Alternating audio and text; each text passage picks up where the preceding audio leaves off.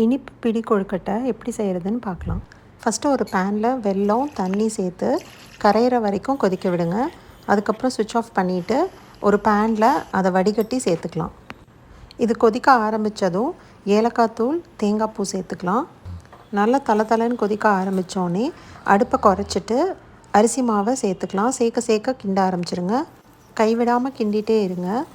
அடுப்பு சிம்லே இருக்கட்டும். இந்த அளவுக்கு ஒட்டாமல் வர வரைக்கும் கிண்டிட்டு ஆஃப் பண்ணிவிடுங்க. அடுப்புலேருந்து இறக்கிட்டு கை பொறுக்கிற சூடு வர வரைக்கும் வெயிட் பண்ணுங்கள். அதுக்கப்புறம் கொஞ்சம் நெய் சேர்த்து இப்படி நல்லா பிசைஞ்சு விட்டுக்கோங்க. ஸ்டிக் ஆகாமல் இருக்கணும். கையில் நெய் தடவிட்டு பிடிக்க ஆரம்பிக்கலாம்.